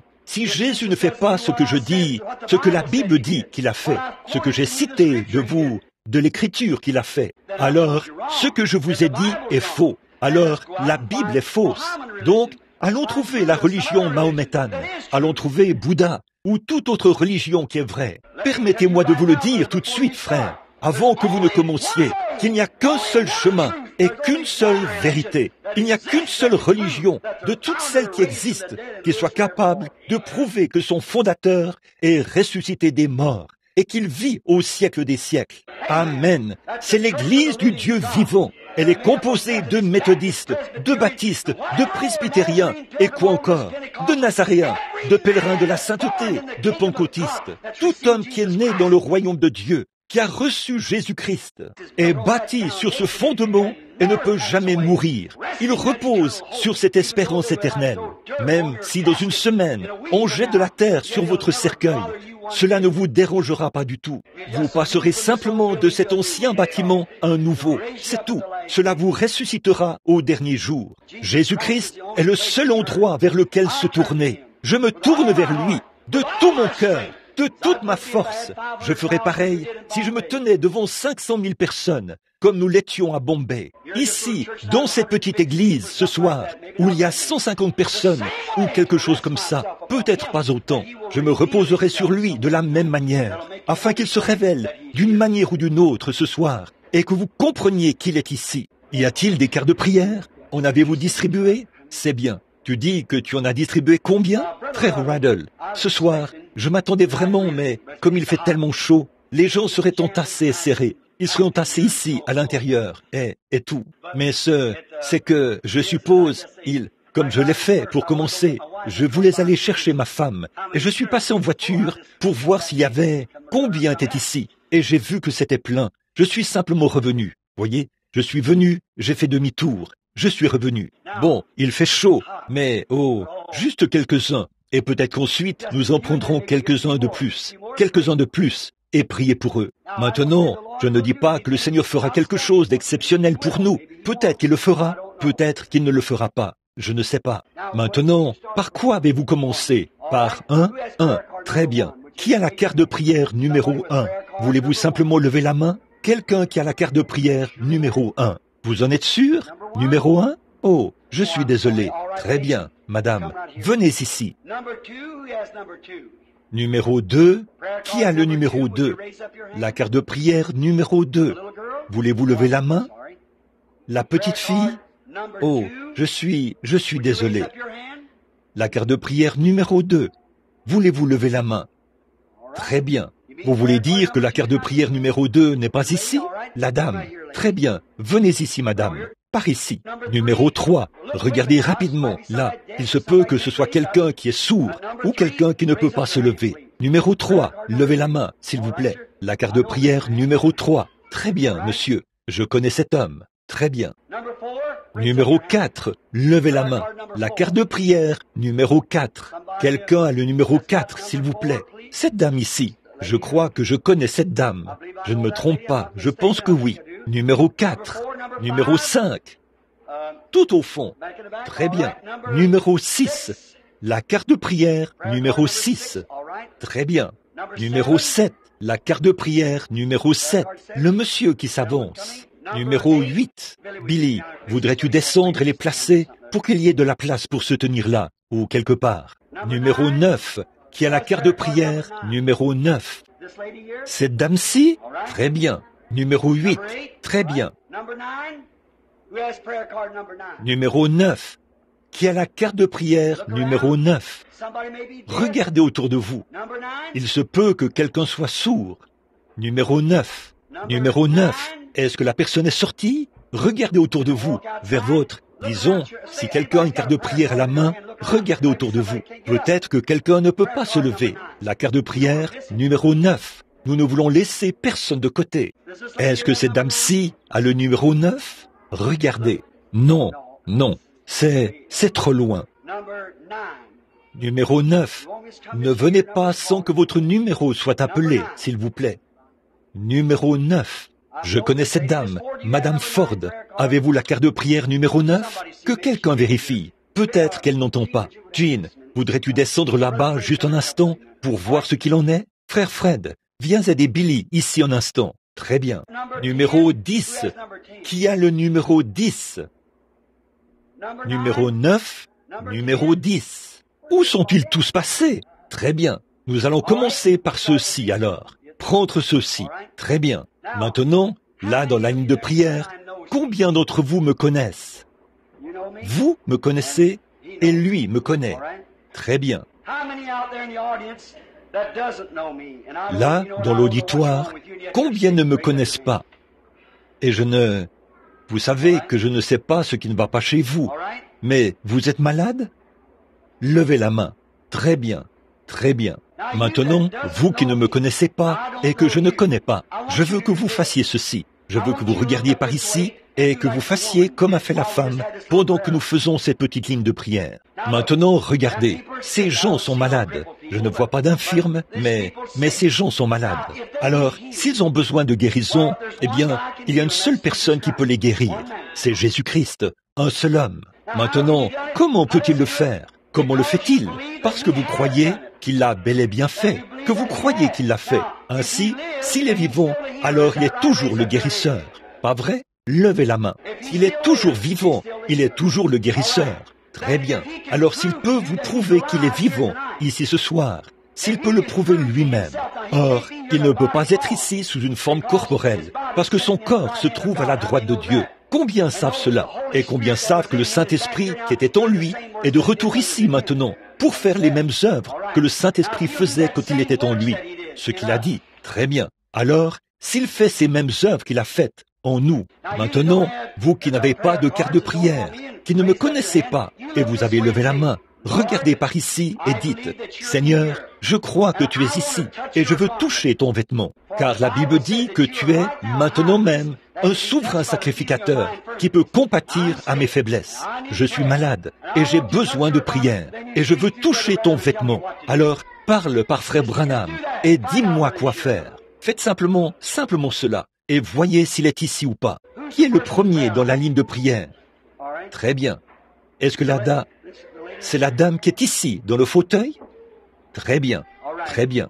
Tout d'abord, je crois que je ne vous connais pas. Je ne pense pas. Nous sommes des inconnus l'un pour l'autre. Nous ne nous connaissons pas. Très bien. Bon, voici une femme que je ne connais pas. Je ne sais rien à son sujet. Je ne l'ai jamais vue de ma vie. Elle m'est inconnue. Et nous ici, c'est comme un tableau, exactement comme ce qui s'est passé dans la Bible. Voici un homme et une femme qui se rencontrent, comme dans Jean 4, si vous voulez le lire. Jésus a rencontré la femme au puits. Il ne l'avait jamais vue auparavant, et elle non plus ne l'avait jamais vue. Alors il a dit, « Femme, apporte-moi à boire. » Qu'était-il en train de faire? Il contactait son esprit. Et elle a dit, « Les Juifs n'ont pas coutume de demander cela aux Samaritains. Nous n'avons pas de relation entre nous. » Il a dit, « Va chercher ton mari et viens ici. » Elle a dit, « Je n'ai pas de mari. » Il a dit, « C'est vrai, tu en as eu 5. Celui avec qui tu vis n'est pas le tien. » Elle a dit, « Seigneur, je vois que tu es prophète. » Eh bien, nous savons, nous les Samaritains, nous savons que quand le Messie viendra, il nous dira ces choses. Mais toi, qui es-tu? Il a dit, « Je le suis, moi qui te parle. » Et elle a couru le dire à toute la ville. « Venez voir un homme qui m'a dit ce que j'ai fait, ou quelque chose à son sujet. Ne serait-il point le Messie? » Eh bien, si ça, c'était le signe du Messie en ce jour-là, et qu'il est le même hier, aujourd'hui, éternellement, ne serait-ce pas la même chose aujourd'hui qu'à cette époque-là? Ne ferait-il pas la même chose? Combien d'entre vous, dans ce bâtiment, que vous soyez pécheur ou pas, le croiraient s'il agissait de la même manière? Levez la main. Maintenant, voici ma main. Pour autant que je sache, je n'ai jamais vu cette femme de toute ma vie. Elle se tient ici en disant « Merci Jésus ». Il se peut qu'elle soit chrétienne. Il se peut qu'elle ne le soit pas. Bien des gens disent « Merci Jésus ». Et ils ne savent rien à son sujet. Plusieurs d'entre eux. Voyez, il a dit « Plusieurs viendront à moi ce jour-là et diront « Seigneur, Seigneur, je ne vous ai même jamais connu », a-t-il dit. Bon, si Jésus est le même hier, aujourd'hui, éternellement, et qu'il est ici au milieu de nous, si je peux m'humilier devant lui pour me soumettre à lui, alors il agirait à travers moi de la même manière qu'il l'a fait avec son Dieu, agira à travers moi comme il l'a fait à travers Jésus avec la femme au puits. Pas vrai? Maintenant, nous voici ici. Nous ne nous sommes jamais vus tous les deux. Est-ce que cela vous amènerait tous à croire?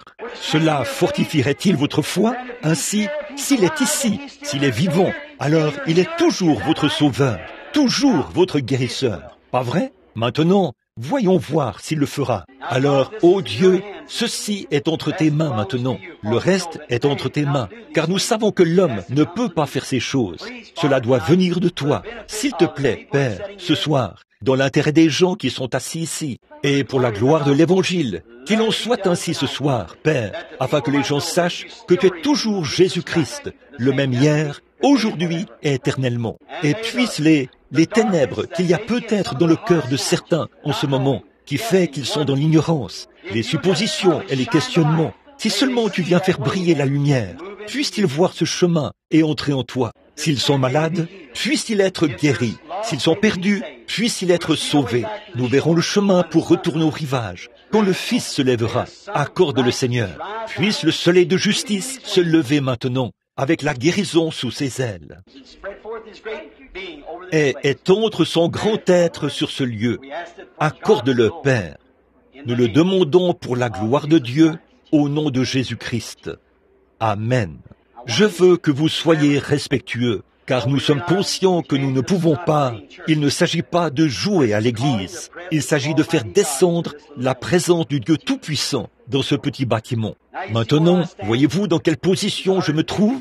Il y a 150 personnes ici. J'ai dit ceci devant des dizaines de milliers de personnes, et 100 000 personnes. Et même une fois, il y avait jusqu'à 500 000 personnes, parmi lesquelles se trouvaient des athées, des incroyants, des incrédules, des manipulateurs de serpents et tout le reste. Il ne faillira pas. Maintenant, il doit prouver qu'il est le Dieu de la Bible ou qu'il n'est pas le Dieu de la Bible. Et s'il est le Dieu de la Bible, il est le même hier, aujourd'hui et éternellement. S'il peut dire à cette femme pourquoi elle est ici, je ne l'ai jamais vue, ou lui dire quelque chose qu'elle sait que je ne sais pas du tout, s'il peut lui dire pourquoi elle est ici, comme il l'a fait pour la femme au puits, s'il peut lui expliquer quelque chose qu'elle sait, si je ne la connais même pas et qu'elle ne me connaît pas, mais nous voici ici pour la première fois de notre vie, certainement que cela vous secouerait au point que tout le brouillard se dissiperait devant vous. Puisse-t-il l'accorder? C'est ma prière. Maintenant, cette dame qui est ici pour qu'on prie pour elle, je veux que chacun croie maintenant.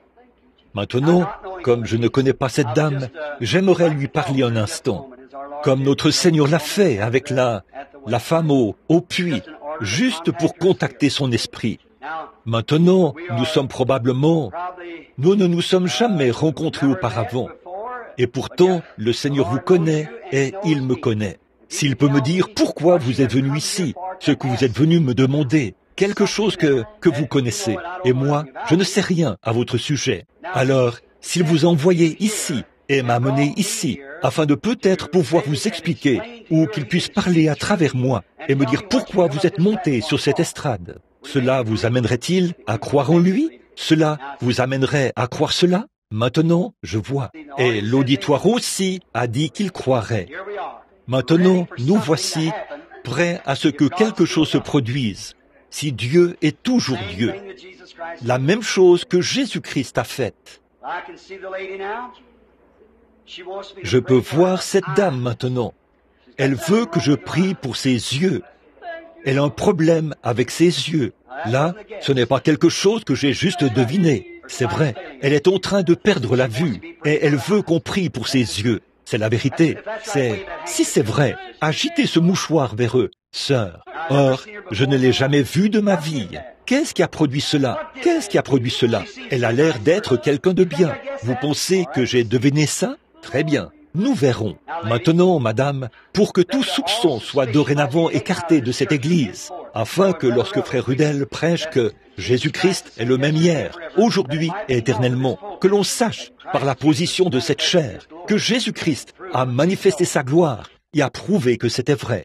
Maintenant, oui, je vois ses yeux se dégradent. C'est de l'astigmatisme qui est dans ses yeux. Aussi, une autre chose, il y a quelque chose qui ne va pas chez elle. Elle a subi une opération quelconque. Cela lui a laissé un important tissu cicatriciel. Elle n'est pas de cette ville. Elle n'est pas non plus de cet État. Elle vient du Kentucky. C'est vrai. Et elle a une fille pour laquelle elle veut qu'on prie. Une petite fille d'environ 8 ou 10 ans. Elle veut qu'on prie pour cette fille, parce que sa fille doit subir une opération. C'est ainsi dit le Seigneur. Voyez si c'est vrai ou pas. Est-ce que c'était vrai, madame? Si c'est vrai, agitez de nouveau ce mouchoir devant les gens. C'est une petite fille. Très bien. Vous croyez que Dieu peut me dire quel est votre nom? Si Dieu... Tenez, je vais vous montrer une autre chose. Voici un homme qui se tient à côté de vous. C'est votre mari.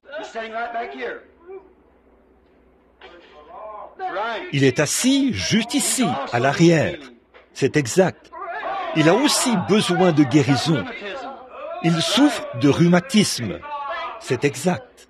Vous vous appelez compère. C'est exact. Et vous venez du Kentucky. Retournez dans le Kentucky et recevez. Prenez ce mouchoir et posez-le sur l'enfant. Croyez de tout votre cœur. Elle ne subira aucune opération. Amen. Vous croyez de tout votre cœur? C'est presque une encyclopédie de la vie de cette femme. Je lève mes mains pour attester que je ne l'ai jamais vue de ma vie. C'est vrai. Alors, voyez, qu'est-ce qu'il a touché? Qu'est-ce qu'il a fait? Il a touché ce souverain sacrificateur. Il a touché celui qui peut compatir à notre faiblesse. Amen. Eh bien, la guérison, c'est le témoignage de Dieu lui-même, sa propre gloire. Très bien. Vous, je crois que vous m'êtes inconnu. Je ne crois pas que je vous connais. Dieu vous connaît. Si Dieu me révèle quel est votre problème, ou ce que vous voulez, que ce soit une maladie, des ennuis de famille, ou quoi que ce soit d'autre, vous croirez de tout votre cœur, n'est-ce pas, madame? Maintenant, voici une autre dame que je ne connais pas, et elle ne me connaît pas. Nous sommes de parfaits inconnus l'un pour l'autre. C'est la première fois que nous nous rencontrons de notre vie. Mais si le Saint-Esprit peut venir, sa présence, venir ici maintenant et nous dire quelque chose au sujet de cette femme, eh bien, pour ce qui est de la guérir, je ne pourrais pas le faire. Elle, Dieu l'a fait quand il est mort au calvaire. Si c'est une pécheresse, je ne peux pas la sauver, car Jésus a fait cela au... C'est déjà accompli. Mais il peut venir dans la présence de son être pour montrer qu'il est toujours vivant et que ses œuvres sont toujours réelles et faire en sorte que cela devienne une réalité pour nous, si nous pouvons croire cela. Si tu peux croire, tout est possible. Si seulement vous pouvez croire maintenant, ayez foi en Dieu, ne doutez pas. Bon, c'est juste quelqu'un qui se sent bien. C'est en ordre. L'autre jour, je traversais l'État du Kentucky. J'ai entendu un homme qui sortait des buissons en criant. J'ai dit, est-ce que cet homme, qu'est-ce qu'il a? On m'a dit, il est simplement ivre et il se sent bien. C'est pareil pour cet homme.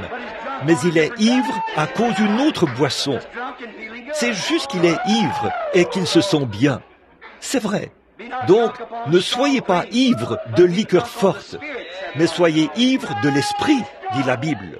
Maintenant, cette femme-ci qui m'est inconnue, si Dieu peut lui dire quel est son problème, ou quelque chose à son sujet, qu'elle sait que je ne connais pas, qu'elle en soit le témoin, elle saura si c'est vrai ou pas. Pas vrai, madame? Est-ce que ça vous aiderait si Dieu le faisait? Maintenant, pour ce qui est de vous guérir, sœur, si je pouvais le faire, je le ferais. Mais je ne le peux pas. Je ne suis qu'un homme. Mais cette dame est ici pour qu'on prie pour elle. Elle a des calculs biliaires. C'est vrai. Et elle a aussi le diabète. C'est pour ça que vous voulez qu'on prie. N'est-ce pas, madame? Si c'est vrai, levez la main pour que les gens voient.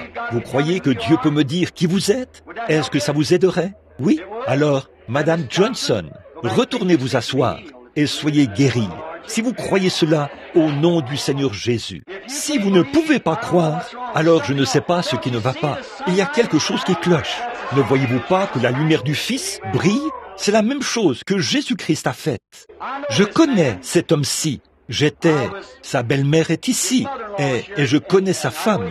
Je ne l'ai pas vu depuis très très longtemps. Il s'appelle James Morris. Mais je ne sais pas pourquoi il est ici. Je ne sais pas ce qui ne va pas chez lui. Il y a si longtemps que je n'ai pas vu Jim. Mais il m'a connu quand j'étais un petit garçon. Mais Jim, si le Seigneur peut me révéler pourquoi tu es ici. L'accepteras-tu comme si tu crois, alors tu obtiendras ce que tu demandes. Tu es ici pour un fils. C'est une maladie mentale. Crois-tu qu'il sera guéri?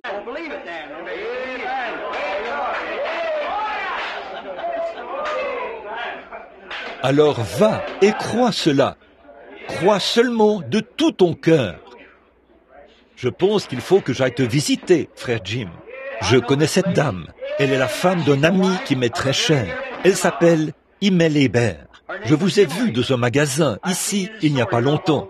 Je n'ai aucune idée de ce qui ne va pas chez vous. Je vous connais. Je connais votre mari. Votre mari et moi, nous avons grandi ensemble quand nous étions jeunes. Et il a fait des études, je crois, un chiropraticien, pour devenir chiropraticien. C'est vrai. Et juste pour savoir ce qui ne va pas chez vous.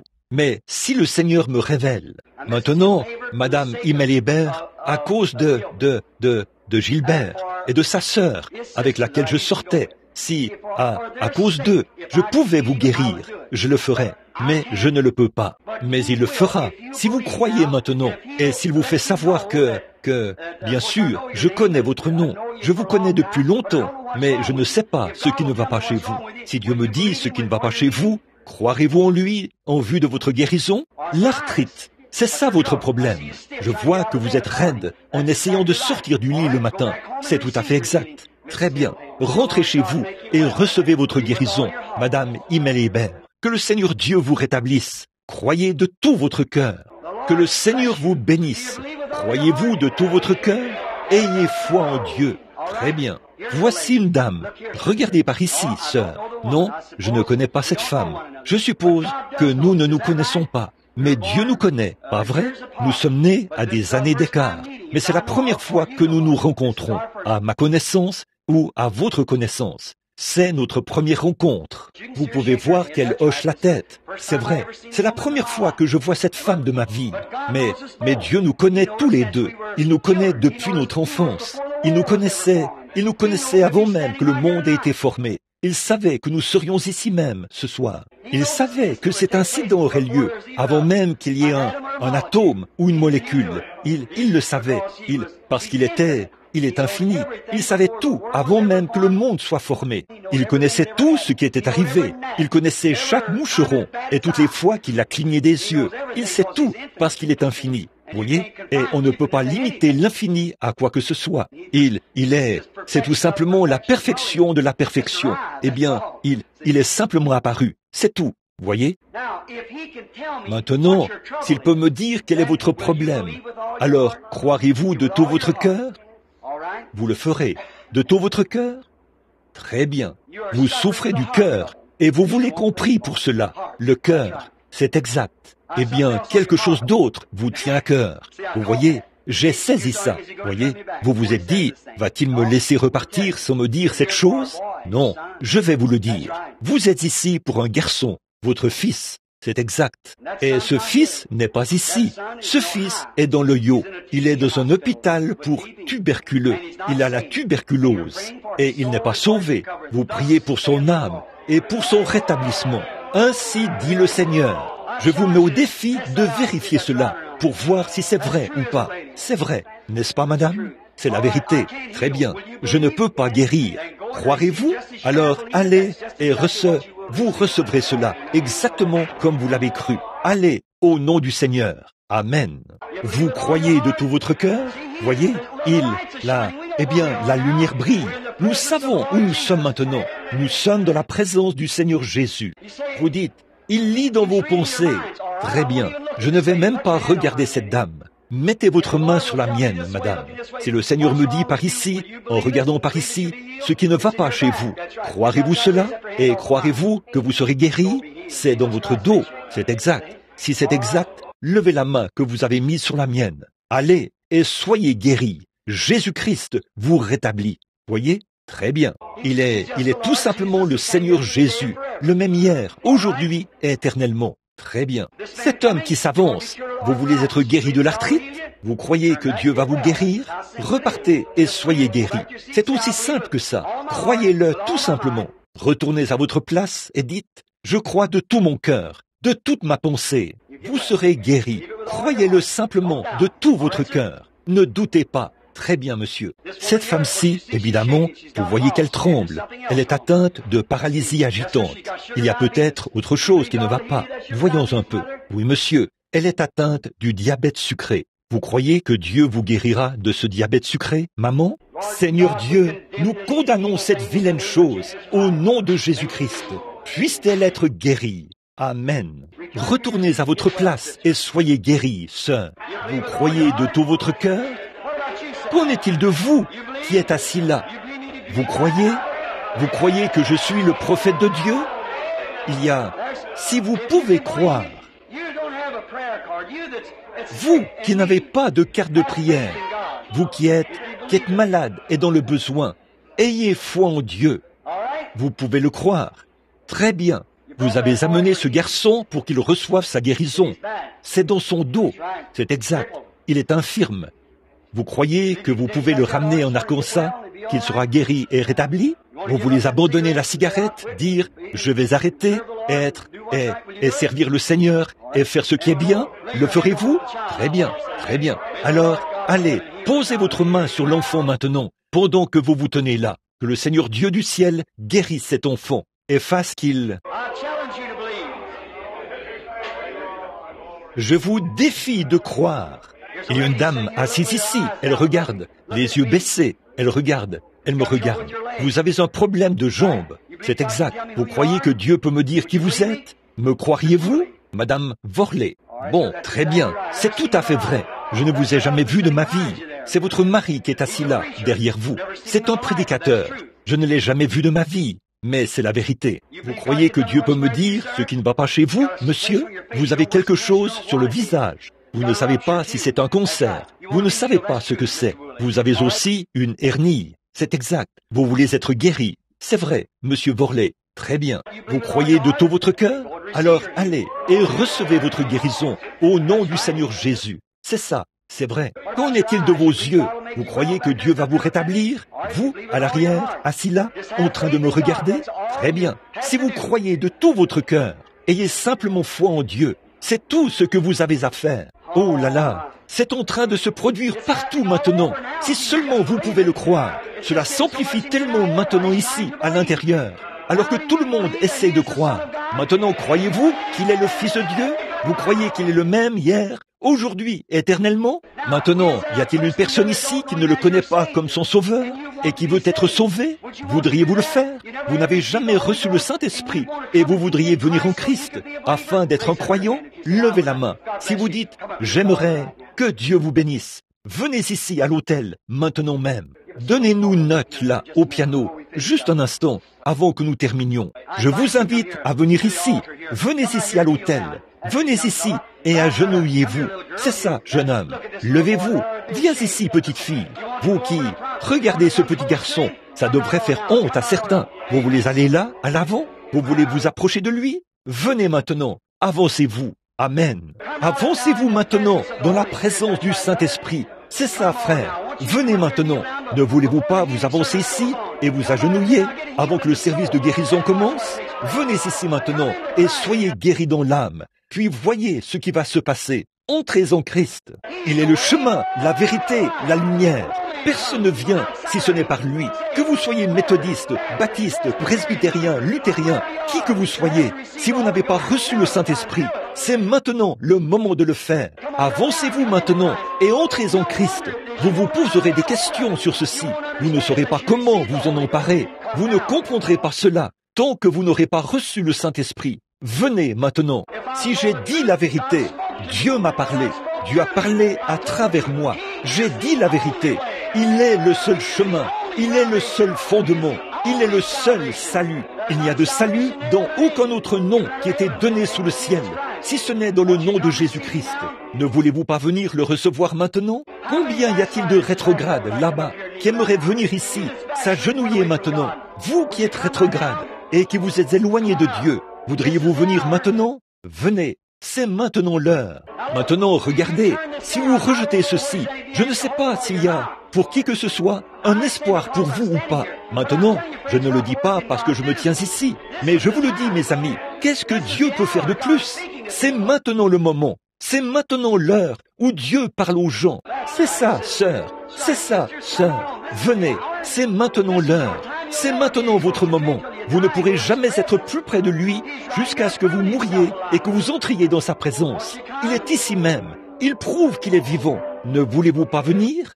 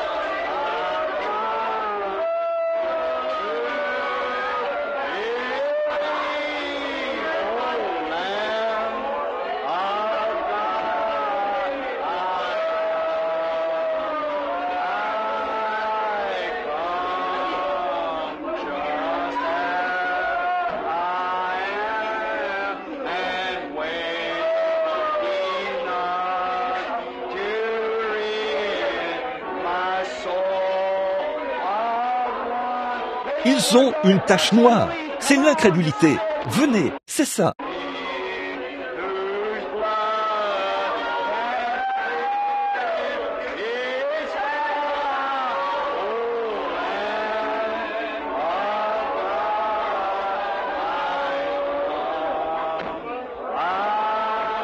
Comment pouvez-vous le rejeter après qu'il est venu par les paroles, qu'il est venu en personne, vous a fait savoir qu'il est ici, qu'il vous parle, qu'il est en train de vous parler maintenant.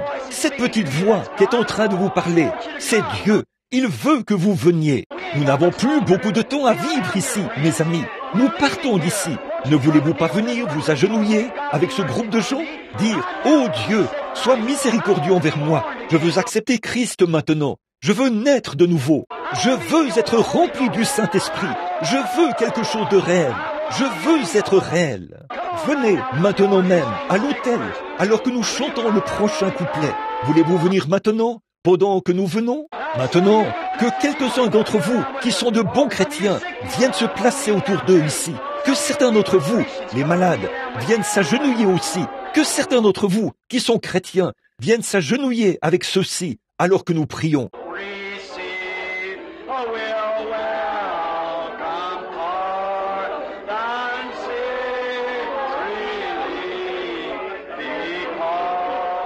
Toi, pécheur, viens te joindre à eux. Viens te joindre à eux, toi.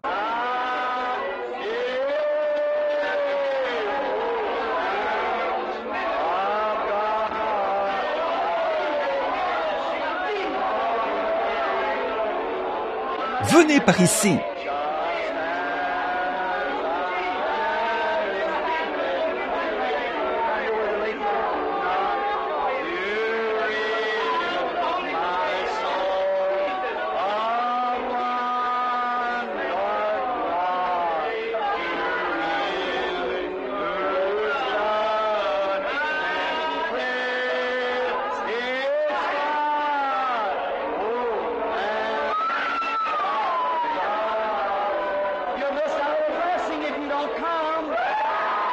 Vous manquerez une bénédiction si vous ne venez pas.